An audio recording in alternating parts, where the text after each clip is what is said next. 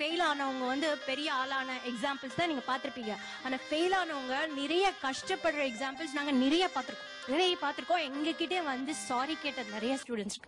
அவங்க என்ன